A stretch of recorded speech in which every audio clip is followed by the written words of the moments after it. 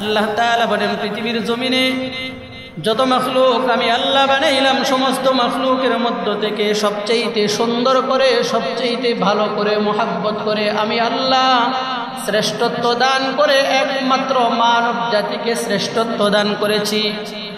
কি পরিমাণ শ্রেষ্ঠত্ব দান করেছেন আল্লাহ তাআলা পৃথিবীর জমিনে?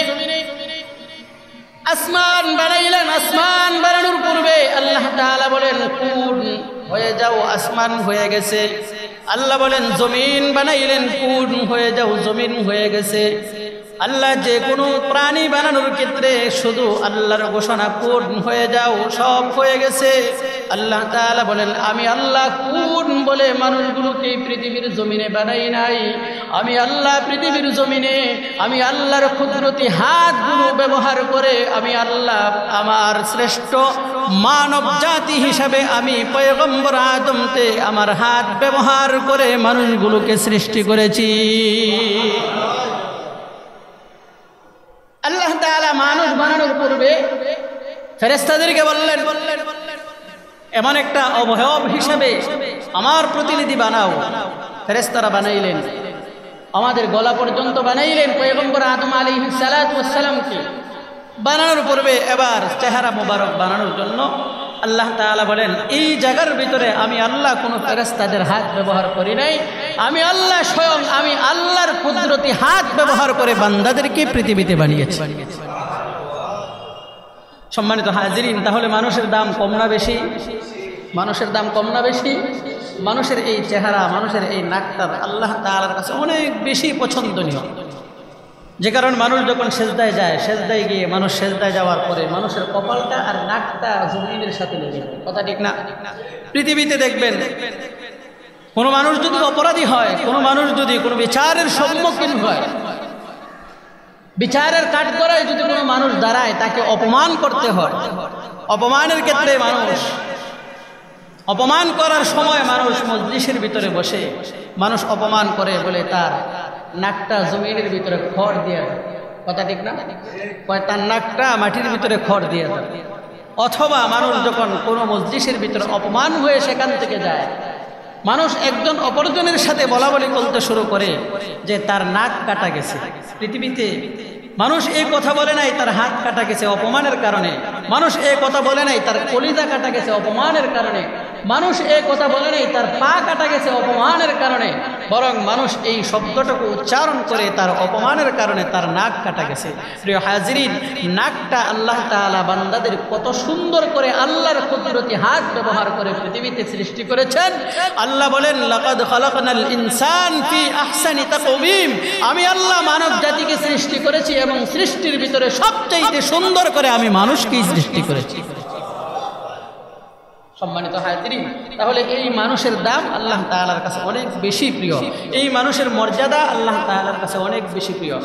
আল্লাহ তাআলা বলেন ওয়ালাকাদ কাররামনা বনি আদম, আমি আল্লাহ বনি আদমকে সৃষ্টি করেছি। বনি আদমকে সৃষ্টি করার পর এবার বনি আদমকে আমি আল্লাহ শ্রেষ্ঠত্ব দান করেছি। কি পরিমাণ শ্রেষ্ঠত্ব আমি আল্লাহ দান করেছি! আমরা জানি পৃথিবীর সূচনা লগ্নে আমাদের জাতির পিতা পয়গম্বর আদম আলাইহিস সালাতু ওয়াস সালামকে যখন জান্নাতের ভিতরে ঢুকাইয়া দেওয়া হলো, জান্নাতের ভিতরে ঢুকাইয়া দেওয়ার পর এবং পয়গম্বর আদম আলাইহিস সালাতু ওয়াস সালাম জান্নাতের ভিতরে অবস্থান করতে শুরু করলেন। শয়তান মানুষের প্রকাশ্য শত্রু, ইন্নাশ শাইতানা লিল ইনসানি আদুউম মুবিন, শয়তান হলো মানুষের প্রকাশ্য শত্রু। এবার শয়তান কুমন্ত্রণা দেয়, আদম পয়গম্বরের কাছে গিয়ে বলে পয়গম্বর আদম শোনো, তোমাকে আমি একটা বুদ্ধি দেই, তোমাকে আমি একটা পরামর্শ দিতে চাই। বলে পরামর্শটুকু কি? তুমি কি এই সুখ শান্তিতে যেই অবস্থানের ভিতরে আছো, যেই অট্টালিকার ভিতরে আছো, যেই সুখ শান্তির ভিতরে আছো, তুমি কি এখানে অবস্থান করতে চাও কি চাও না? আদম পয়গম্বর বললেন হ্যাঁ, আমি এই জায়গার ভিতরে অবস্থান করতে চাই। এবার আদম পয়গম্বরকে শয়তান বলতে শুরু করলেন তুমি এই জায়গার ভিতরে অবস্থান করো, তোমাকে আমি শয়তান একটা ঘোষণা দেই, একটা পরামর্শ দেই। তোমাকে আল্লাহ এই জায়গার ভিতরে চিরকাল থাকতে দিবে না, তোমাকে এখান থেকে মৃত্যুবরণ করতে হবে, এখান থেকে প্রত্যাবর্তন করতে হবে। আর আমার পরামর্শটুকু যদি তুমি মেনে নাও, আমার কথাটুকু যদি তুমি মেনে নাও, তাহলে এখানে তুমি চিরঞ্জীব হয়ে যাবা এবং এই জায়গার ভিতরে তুমি আবাদুল আবাদ পর্যন্ত অবস্থান করবা। তোমাকে কেউ সরাতে পারবে না, তোমাকে মৃত্যু গ্রাস করতে পারবে না। আদম পয়গম্বরের কাছে যখন এই প্রস্তাব দিলেন, পরামর্শ দিলেন, আদম পয়গম্বর কোনো অবস্থাতেই তার পরামর্শ শুনে নাই, মানে নাই। আবার শয়তান গোড়ায়া তার স্ত্রীর কাছে গিয়ে পরামর্শ দিল, পৃথিবীর জমিনে যত মহিলা আছে সমস্ত মহিলাগুলো তাদের আবেগ বেশি, কথা ঠিক না? পৃথিবীতে যত মহিলা আছে, মেয়ে মানুষ আছে, সমস্ত মহিলা মানুষ, মেয়ে মানুষ, তাদের কিন্তু একটু আবেগ বেশি থাকে, কথা ঠিক না? আবেগ বেশি থাকে, অনুরাগ বেশি থাকে। না হলে আল্লাহ তাআলা তাদেরকে যে পরিমাণ নরম করে পৃথিবীতে সৃষ্টি করেছেন, যদি আবেগ আর এই অনুরাগ পৃথিবীর জমিনে যে পরিমাণ আছে, যদি শরীয়তে ইসলামের পক্ষ থেকে মহিলা মানুষকে সরাসরি তার স্বামীকে তালাক দেওয়ার অধিকার দেওয়া হতো, আমার মনে হয় পৃথিবীতে কোনো পুরুষ মানুষের সংসার মহিলা মানুষ করতে পারত না, কথা ঠিক না? মহিলাদের দেখবেন একটা সুন্দর চরিত্র আছে, সে যত ভালো মহিলাই হোক আর পুরুষটা যত ভালো পুরুষই হোক না কেন, তার একটা চরিত্র, তাদের জাতিগত একটা চরিত্র আছে। বলে জাতিগত চরিত্রটা কি? জাতিগত চরিত্র হলো মহিলাদের একটা বলি আছে, সবাই বলে আমি দেখে তোমার সংসার করতে পেরেছি, অন্য মহিলা হলে তোমার সংসার করতে না। কথা বলেন, কথা ঠিক না? কথা ঠিক না? এটা সব মহিলাদের একটা বলি, তাদের একটা ভাষা, এটা সব মহিলাদের ক্ষেত্রে আছে। কিন্তু শরীয়তে ইসলাম কত কঠোর, শরীয়তে ইসলাম কতটুকু যুক্তিসঙ্গত এবং কতটুকু সুচ্ছার। এই মহিলা মানুষের এত আবেগ আর এত অনুরাগ, তারা মুহূর্তের মাঝেই মানুষের সাথে রাগ করতে পারে, মুহূর্তের মাঝেই আবার সবচেয়ে বেশি ভালোবাসতে পারে, কথা ঠিক না? শরীয়তে ইসলাম তাদেরকে তালাক দেওয়ার অধিকার দেয় না, কিন্তু কোনো স্বামী যদি তার স্ত্রীকে তালাক দেওয়ার অধিকার দিয়ে দেয়, আমাকে তালাক দেওয়ার অধিকার তোমাকে আমি দিয়ে দিলাম, তো ওই সময় যদি মহিলা তাকে তালাক দেয়, তাহলে সে শরীয়তে ইসলাম অনুযায়ী তালাক পেয়ে যাবে, অন্যথায় তালাক হবে না। সম্মানিত হাজিরিন, এটা উদ্দেশ্য না। উদ্দেশ্য হলো আদম আলাইহিস সালাতু ওয়াস সালামকে যখন শয়তান কুমন্ত্রণা দিয়ে তাকে যখন কোনোভাবেই এখান থেকে সরাইতে পারে না, এবার আদম পয়গম্বরের স্ত্রী হাওয়া আলাইহিস সালাতু ওয়াস সালাম তার কাছে গিয়ে বললেন, আমি তো তোমার স্বামীকে এই পরামর্শ দিয়েছিলাম, তোমার স্বামী তো পরামর্শ মানে নাই, এখন তোমার সাথে সুন্দর করে পরামর্শ নিয়ে আসলাম, তুমি এই পরামর্শটুকু মানো, তোমরা দুইজন ওই জান্নাতের ভিতরে আবাদুল আবাদ শান্তির জায়গার ভিতরে থাকতে পারবে। ওই সময় পয়গম্বর আদম আলাইহিস সালাতু ওয়াস সালাম তার স্ত্রী হাওয়া আলাইহিস সালাতু ওয়াস সালাম, সে যখন তার স্বামীকে অনুরাগে ভালোবাসার ক্ষেত্রে জোরপূর্বক আবেগের সাথে যখন বলতে শুরু করলো, এই কাজটা করলে আমরা এখানে অবস্থান করতে পারবো, সঙ্গে সঙ্গে এই কাজ করে ফেললেন আর জান্নাত থেকে আল্লাহ তাআলা বাহির করে। কথা ঠিক না? কিসের মাধ্যমে? মহিলাদের মাধ্যমে। প্রিয় হাজিরিন, তাহলে আল্লাহ তাআলা মানব জাতিকে কত শ্রেষ্ঠত্ব দান করেছেন। শ্রেষ্ঠত্ব হলো আল্লাহ তাআলা মানুষকে বানাইছেন মাটির দ্বারাতে, আর জিন জাতিকে যে শয়তান তাকে বানাইছে আগুনের মাধ্যমে। এই আগুনের তৈরি শয়তানকে এবং ফেরেশতাদেরকে আল্লাহ তাআলা মাটির তৈরি মানুষের সামনে সেজদায় অবনত করে দিয়েছেন। সুবহানাল্লাহ। মানুষের দাম কম না বেশি? কথা বলেন, কম না বেশি? মানুষের দাম আল্লাহ তাআলার কাছে অনেক বেশি, যে কারণে এই ফেরেশতাকুলের মাধ্যমে মানুষকে আল্লাহ তাআলা সেজদা করাইয়া দিয়েছেন। প্রিয় হাজিরিন, এই মানুষ পৃথিবীতে আসছে, এই মানুষ পৃথিবীতে ধ্বংস হওয়ার পিছনে তিনটা কারণ। পৃথিবীতে মানুষ তার অবস্থান থেকে ধ্বংস হওয়ার পিছনে তিনটা কারণ। এক নম্বর কারণ হলো মানুষের অহংকার, কথা ঠিক না? এক নম্বর কারণ হলো পৃথিবীতে মানুষটা ধ্বংস হওয়ার পিছনে এক নম্বর কারণ হলো তার অহংকার। অহংকারের মাধ্যমে মানুষ পৃথিবীতে ধ্বংস হয়। শুধু মানুষ নয়, আল্লাহ তাআলা যখন মানব জাতিকে সৃষ্টি করলেন, মানব জাতিকে সৃষ্টি করার পর এবার আল্লাহ তাআলা ঘোষণা করলেন, ও ফেরেশতাকুল সহ তোমরা শোনো, সকল ফেরেশতাকুল মিলে, সবাই মিলে আমার সৃষ্টি আদমকে তোমরা সিজদা করো।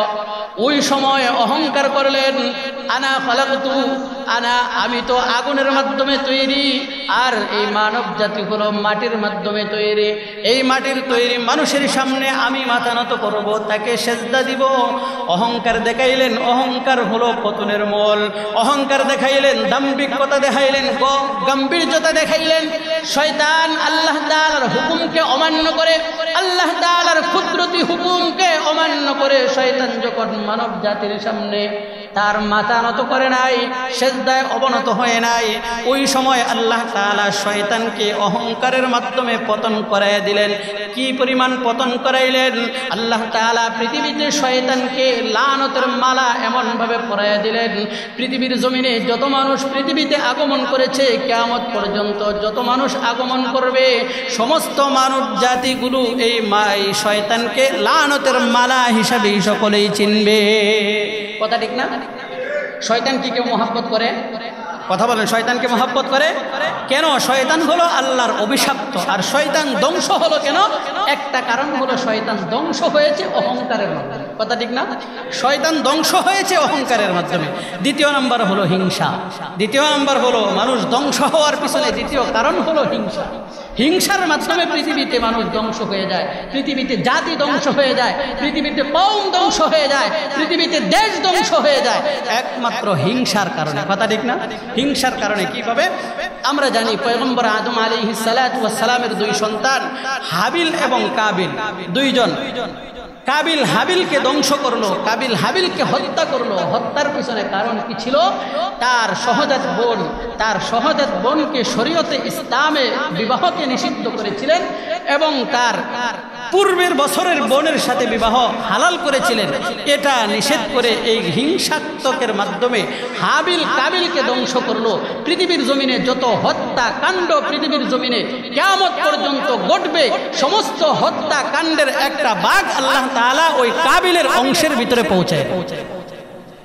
কেন? পৃথিবীর জমিনে সর্বপ্রথম ধ্বংসাত্মক এবং হত্যার কাণ্ড ঘটাইছেন কাবিল। কথা ঠিক না? এজন্য হিংসার মাধ্যমে পৃথিবীতে মানুষ ধ্বংস হয়ে যায়। 3 নাম্বার হলো মানুষ পৃথিবীর জমিনে ধ্বংস হয়। 1 নাম্বার হলো অহংকার, 2 নাম্বার হলো হিংসা, 3 নাম্বার মানুষের 3 নাম্বার যে বিষয়টা মানুষ ধ্বংস হয়ে যায়। এই 3 নাম্বার একটা বিষয় পৃথিবীতে আছে, যে বিষয়টা আমরা সামনে আলোচনা করব। প্রিয় হাজিরিন, 3টা বিষয়ের মাধ্যমে মানুষ ধ্বংস হয়ে যায়। আল্লাহ তাআলা কোরআনুল কারীমে এই মানুষ সম্পর্কে কি পরিমাণ মর্যাদা আল্লাহ তাআলা দান করেছেন। এই মানব জাতিকে যখন আল্লাহ তাআলা সৃষ্টি করাইলেন, মানব জাতিকে যখন ফেরেশতাদের মাধ্যমে সৃষ্টি করাইলেন, ফেরেশতাদের মাধ্যমে পৃথিবীর জমিনে যখন মানব জাতিকে শ্রেষ্ঠত্ব দান করলেন, সকল মাখলুক মিলে, সকল ফেরেশতারা মিলে তারা মেনে নিল, কিন্তু একমাত্র ইবলিস শয়তান তাকে সেজদা করে নাই এবং তাকে মানে নাই। কথা ঠিক না? পৃথিবীর জমিনে আজকের এই দিন পর্যন্ত যত মানুষ আগমন করবে, যারা ইসলামী শরীয়তের বিধানকে অমান্য করবে, ইসলামী শরীয়তের বিধানকে অস্বীকার করবে, অহংকারের মাধ্যমে করবে, তাদের এই অহংকার, তাদের অহংকারের পতনের মূল একটা কারণ হয়ে যাবে শয়তানের কারণ। কথা ঠিক না? যেমন আমরা জানি পৃথিবীতে হযরত পয়গম্বর মুসা আলাইহিস সালাতু ওয়াস সালাম দুনিয়াতে দাওয়াতের কাজ করেছিলেন, দুনিয়াতে দাওয়াতের কাজ করতে শুরু করেছিলেন। এই দাওয়াতের প্রতি মানুষকে যখন দাওয়াত দিতে শুরু করলেন, পয়গম্বর মুসা আলাইহিস সালাতু ওয়াস সালামের উপর ফেরাউনের দলবল আক্রমণ করতে শুরু করলেন। কিসের মাধ্যমে? অহংকারের মাধ্যমে। ফেরাউন বলতেছিল, আমি পৃথিবীর জমিনে খোদা, আমার চাইতে পৃথিবীর জমিনে আর দ্বিতীয় কোনো খোদা নেই। কথা ঠিক না? ফেরাউন বলতে শুরু করলো। পয়গম্বর মুসা আলাইহিস সালাতু ওয়াস সালাম পৃথিবীর জমিনে কোরআনের দাওয়াত দেয়, মানুষগুলোকে দ্বীনের প্রতি মানুষগুলোকে আকর্ষণ করায়।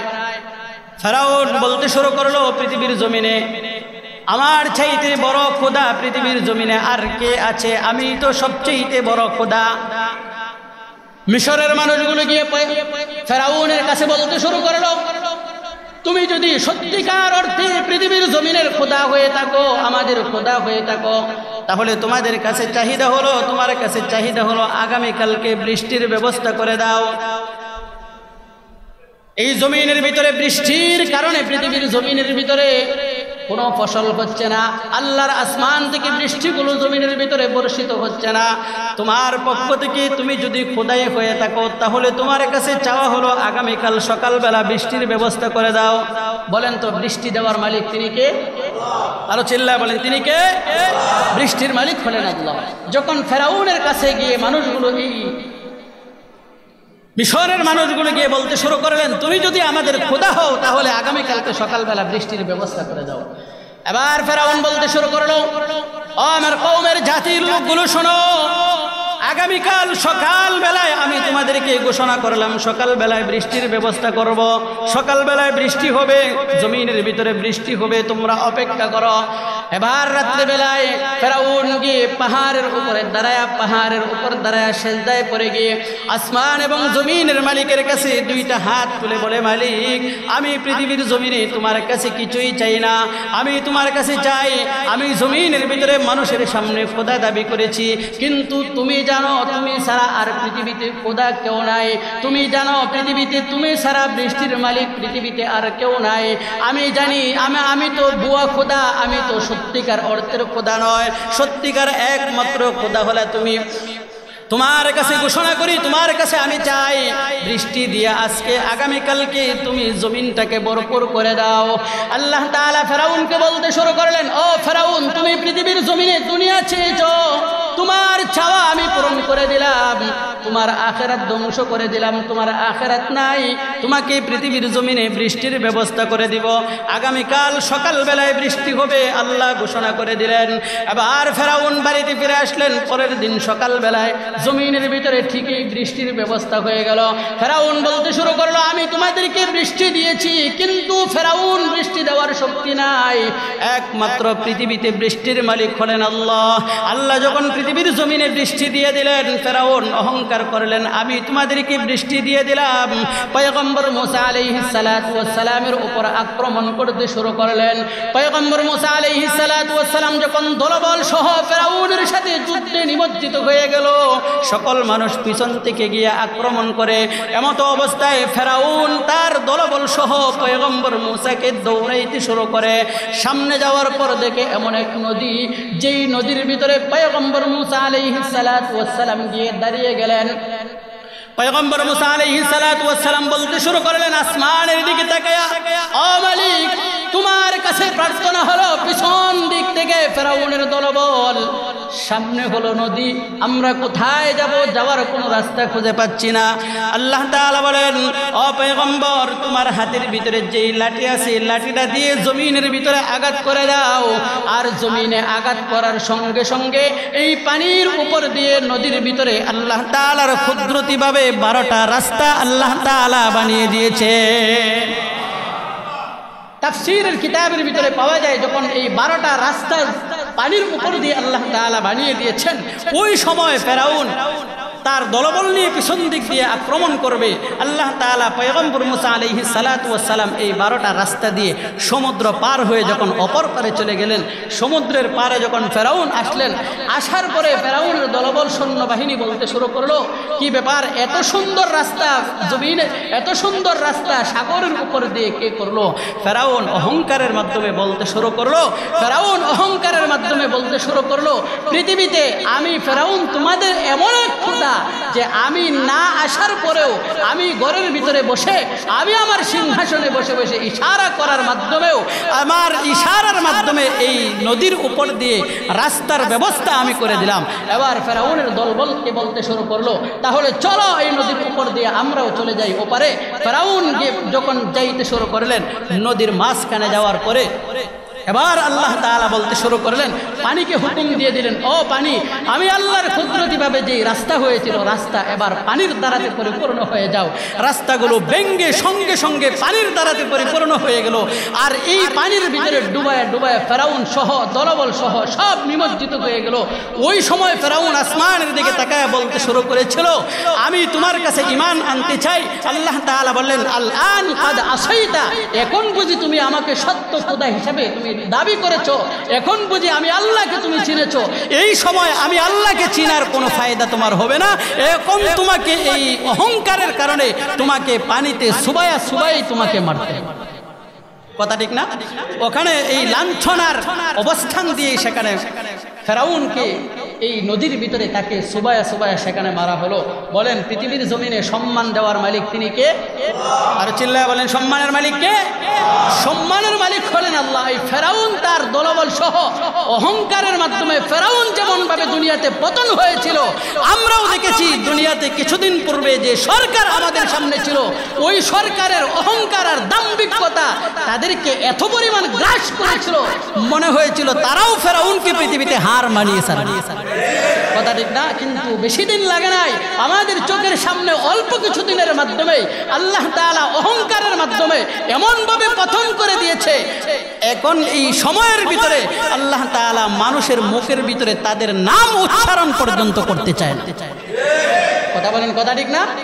আল্লাহ তাআলা এমন ব্যবস্থা পৃথিবীতে করে দিয়েছেন, তাহলে পৃথিবীতে যারাই অহংকার করবে, যারাই পৃথিবীর জমিনে মানুষের উপর জুলুম করবে, অত্যাচার করবে, এই সব কিছুর বিচার করবেন তিনি কে?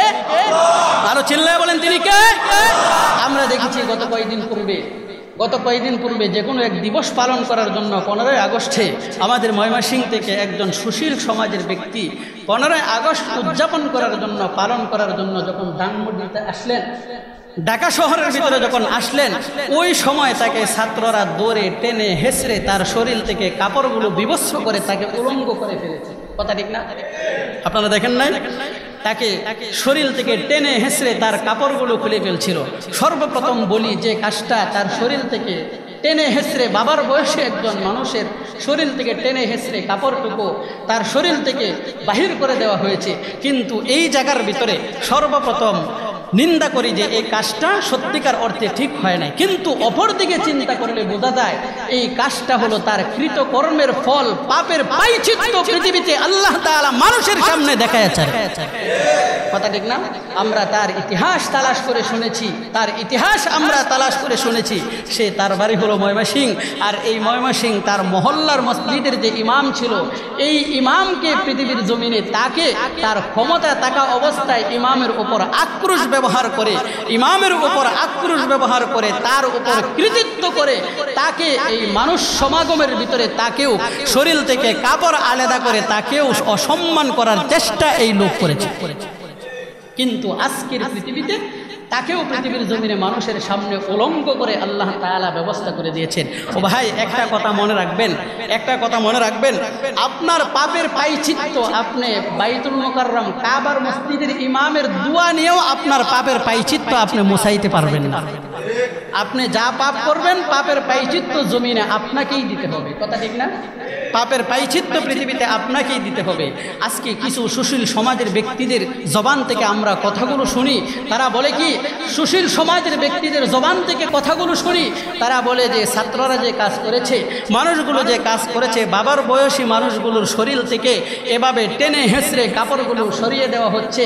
দীপু মণিকে যখন প্রশাসনের লোকগুলো নিয়ে যাচ্ছে, ওই সময় তাকে মানুষ কিল দেওয়ার জন্য, ঘুষি দেওয়ার জন্য পিছন থেকে আক্রমণ করার চেষ্টা করছে।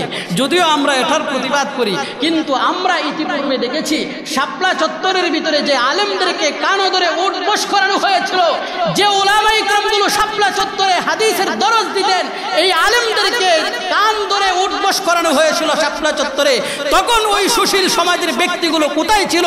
তাদের অবস্থান কোথায় ছিল? তাদের জবান থেকে কোনো প্রতিবাদের আওয়াজ আমরা শুনি নাই।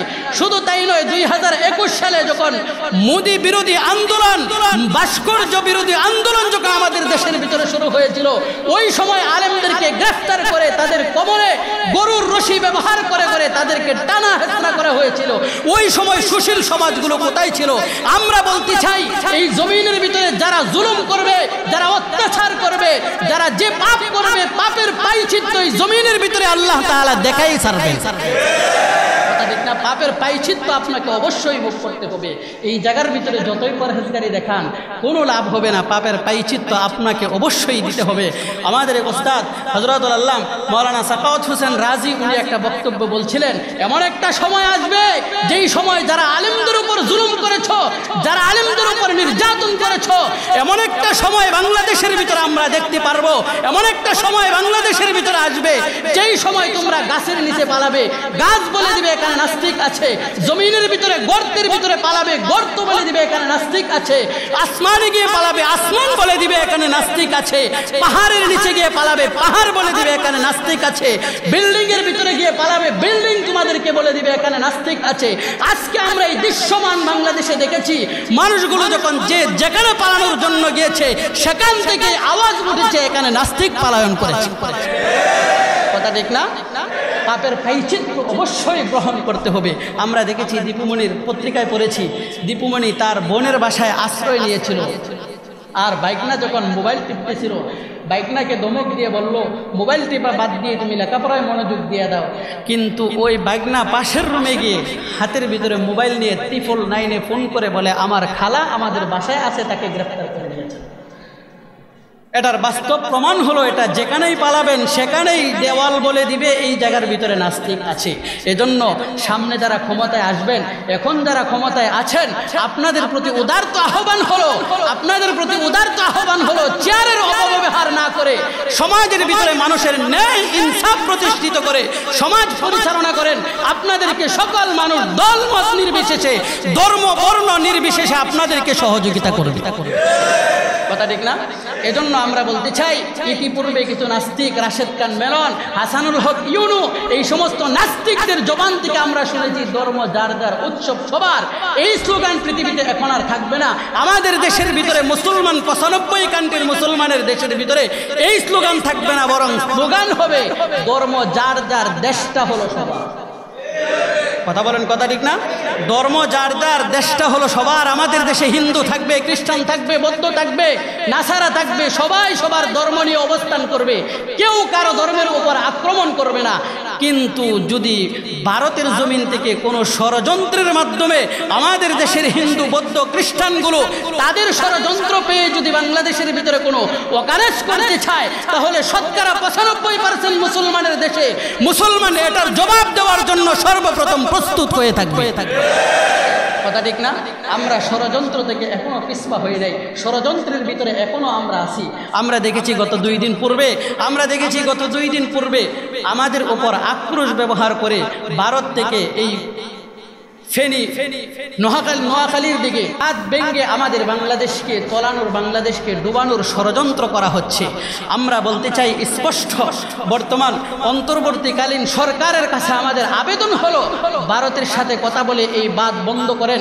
কারণ স্বাধীনতার ইতিহাসের, স্বাধীনতার পরে এই বাংলাদেশের ভিতরে এই বাঁধ খোলা হয়েছিল এমন ইতিহাস আমাদের দেশের ভিতরে নাই।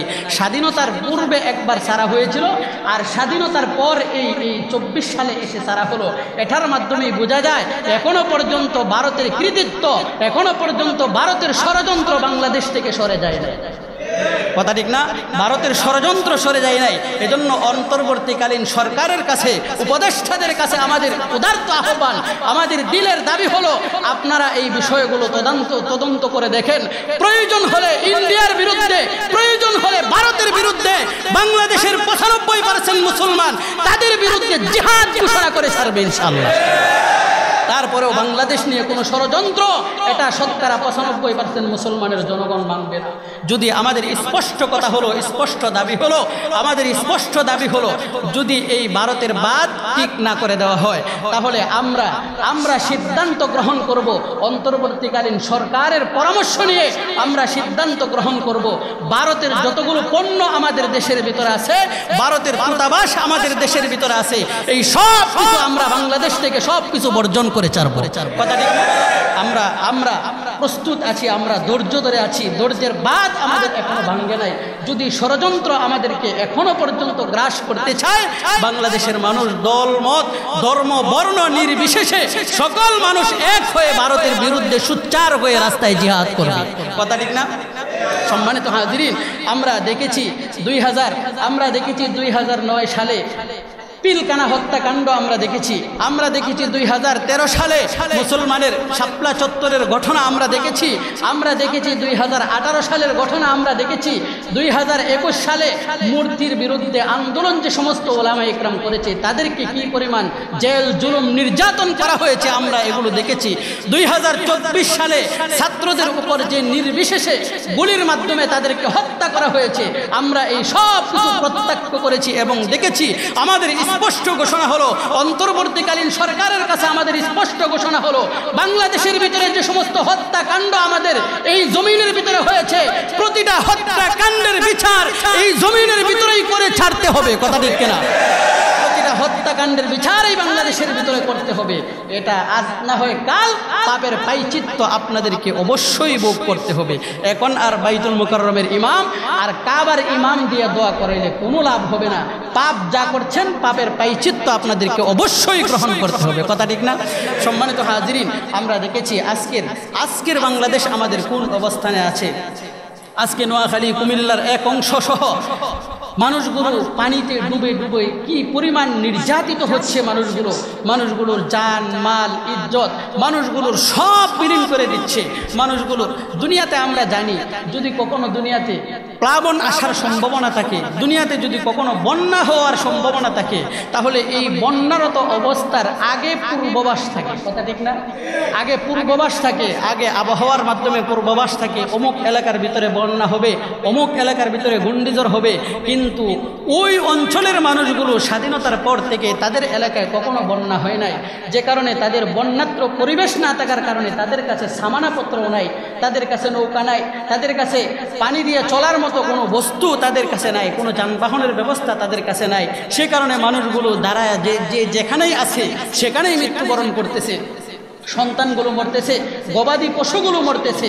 আমরা আমাদের দেশ থেকে আমরা প্রতিবাদের মাধ্যমে আমরা আমাদের অন্তর্বর্তীকালীন সরকারের কাছে আবেদন রাখব যে আমাদের এই বাঁধগুলো যদি বন্ধ করে না দেওয়া হয়, তাহলে আমাদের যে ব্যবস্থা করা দরকার আমরা বাঙালি জাতি সেই ব্যবস্থাগুলো আমরা করে ছাড়ব। এজন্য সম্মানিত হাজিরিন, আমাদের কালিয়াকৈরের বৈষম্য বিরোধী ছাত্র সমাজ এবং কালিয়াকৈরের ওলামা পরিষদ সহ সকল শ্রেণীর মানুষগুলো, সকল শ্রেণী পেশার মানুষগুলোর পক্ষ থেকে আজকে জুমার নামাজের পরে আমাদের এখান থেকে বিক্ষোভ মিছিল চন্দ্রাতে যাবে এবং চন্দ্রাতে বিক্ষোভ মিছিল সেখানে হবে, সমাবেশ হবে। আমাদের দেশের অন্তর্বর্তীকালীন সরকারের কাছে আমরা আবেদন করব এটার সমাধান করার জন্য। যদি সমাধান না হয় তাহলে সারা বাংলাদেশ থেকে একযোগে সারা বাংলাদেশ থেকে আন্দোলনের ডাক দিয়ে প্রয়োজন হলে ভারতের বিরুদ্ধে আবার জিহাদ ঘোষণা করা হবে। কথা ঠিক না?